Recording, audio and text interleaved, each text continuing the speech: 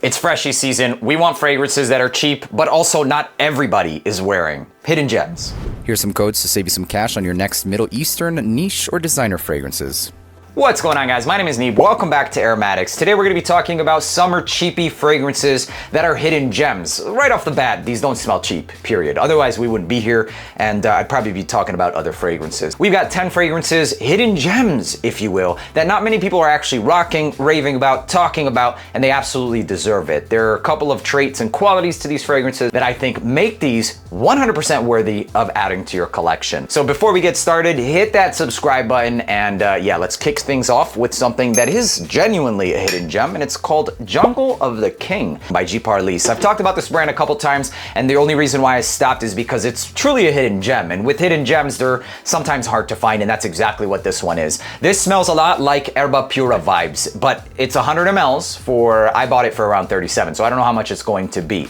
And it reminds me a lot of Al Haramain's Amber Oud Gold, the quality-wise. So spectacular, niche quality, except instead of getting 55 mLs, you're getting 100 mLs. And not only that, but it's also cheaper than 50 bucks. It should be, at least during making this video. So this is a fragrance that lasts pretty much 8 to 9 hours, and it's also an eau de parfum concentration. And like I said, the biggest factor about this is the quality and the fact that it sells with much better of a value than other fragrances. I love the Al Haramain Gold Edition. I think it's one of the highest quality ones, but this is right there next to it in terms of quality, and in terms of price per ml, you're getting a better value. Unisex Fruity Blast, an ultimate summertime style fragrance. If you're about those Erba vibes and you're also about saving money, that's exactly what this one is. I mean, I think personally that the Amber Oud Gold and this one are not as in your face or as strong with those fruits. That's obviously going to be the case. You're sacrificing certain things or aspects in comparison to Erba, but it still smells niche quality. Moving on to the next hidden gem in my collection is called Santal Subtle by Saint Hilaire.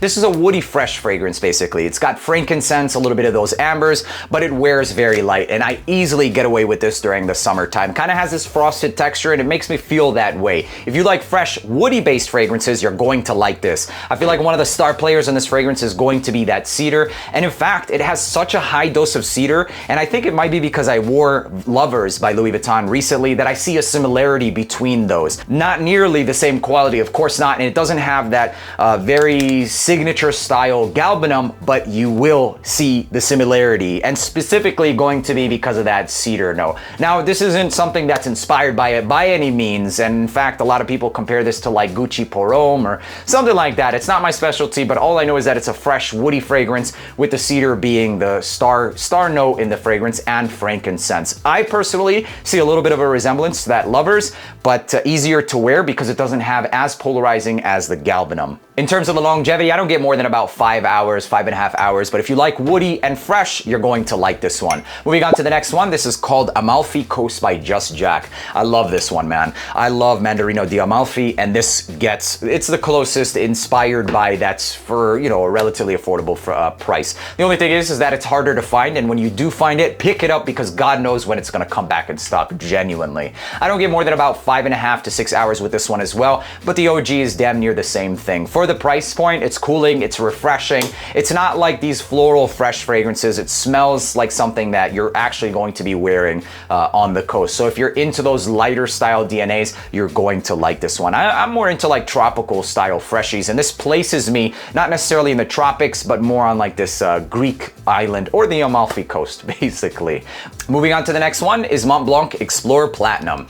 It's got aromatics and some cedarwood. I personally detect a little bit of vetiver in there as well, and some peppers. The violet leaf at the top, making this one easier and softer, not too spicy, but it's a woody based aromatic fragrance that you could easily rock all year round. If you like those vibes, you can definitely carry this one into the summertime. Maybe not the highest of heat because you want something that's a little bit cooling from some citruses, but even if you wanted to, you absolutely can get away with it. I don't see many people talking about this one, although it is a relatively simplistic style DNA. Still, in my opinion, a great wood based fragrance that's pretty clear cut. It's gonna give you cedar wood and some aromatics. I crave times for fragrances like this, and very specifically during rainy weather. Moving on to the next one, this is also a hidden gem, genuinely, and it smells really good. It's from Zoha Aroma. It's called Mystic Mint and Citrus. And what this basically is inspired by Torino 21. Notes are on the side of the fragrance as well. It's got plenty of citruses, some aromatics like thyme, there's bergamot, lemon verbena, and mint.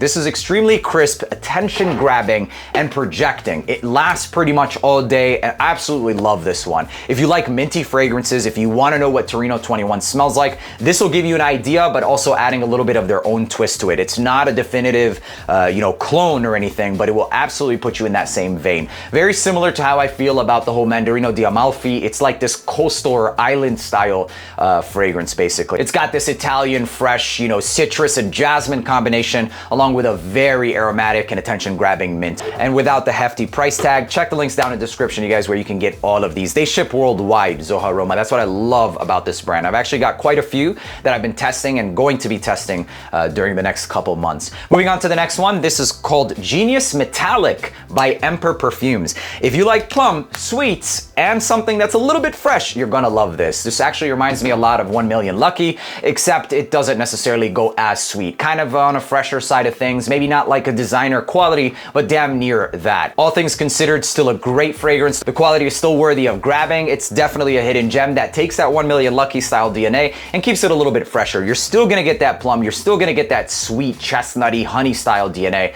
and it smells really good. Not one that I see much talk of, and the longevity gives you about 6 solid hours. Projection for this, for the first hour and a half is great. For the rest, it's gonna be closer encounters, still worthy of mentioning and picking up. Moving on to the next one, this is called Yes, I Am the King. It's also by G. Parlis, and it's a very clear-cut inspiration of Sauvage Eau de Toilette.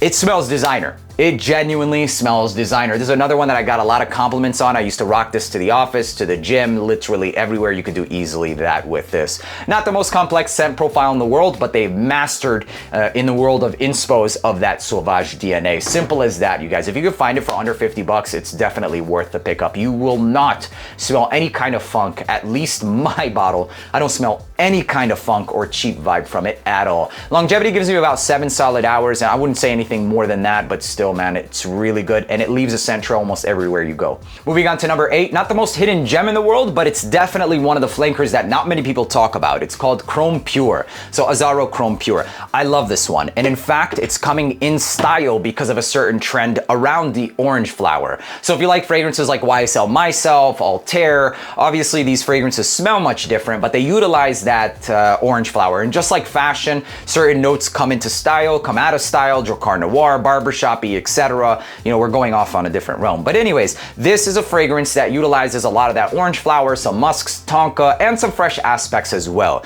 The notes of this include orange, obviously, orange blossom, there's Aki Galawood, but there's also some musk cedar and a tea accord in the base of the fragrance. This is basically a fresh fragrance that has some of those floral aspects. It's got a lot of those citruses, but also a musky style sweetness, making this one easy to get away with during all freaking year. You can wear it during the summertime, but it also has enough power to last during like the earlier days of winter. I wouldn't necessarily wear it during the winter because it lacks any of those ambers, and it's not like this ambery based or sweeter, denser style fragrance, but fall, spring, and summertime, easily you can get away with this. If you like those white florals, musky, citrus, and aromatics, you're absolutely gonna love this one. I genuinely think that it's one of the ones that don't get much attention, and probably was a good thing for the community, but yeah, the cat's out of the bag. It's time that people know about this. There is a pretty aromatic undertone to this one. It opens up white, musk, sweet, keeps that scent profile, and dries down into something that's also musky and aromatic. Longevity for Pure is better than a lot of the other ones like Extreme, etc.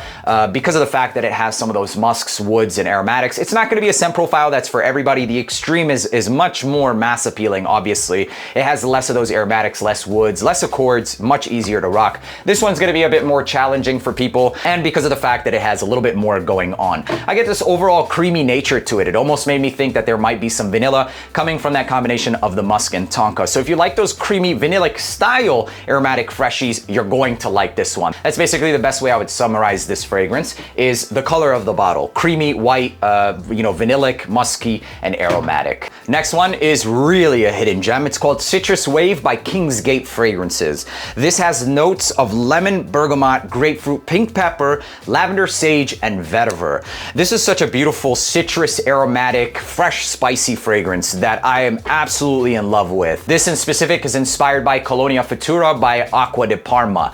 And that fragrance in itself is definitely on my list because of this one. I discovered this one and it was only after my fall deeply in love with this fragrance that I genuinely want to grab me a bottle of the original. This lasts for like 8 hours easily, and especially because of its aromatic and peppery nature and the dry down of the vetiver. What you're left with is kind of this fresher vetiver and the dry down. At around hour 5 to 6 is when you're going to be in that later phase of the fragrance. Masculine, a little bit more of a grown or mature audience for this one because of the fact that it does have a lot of those aromatics, the herbal, fresh, spicy nature of things is going to place this one, I think, in a higher age bracket. But if you like those yacht vibe freshies with a little bit of aromatics, some herbs, sophisticated and mature, then you're definitely gonna like this one. And for under 40 bucks, I think these are even under $35. Absolutely smells niche quality stuff. Does not smell like any funk whatsoever. Moving on to the last hidden gem. I talked about this a long time ago, and I think this was probably my second video I ever made on this channel was about this fragrance, and the other one from the brand as well.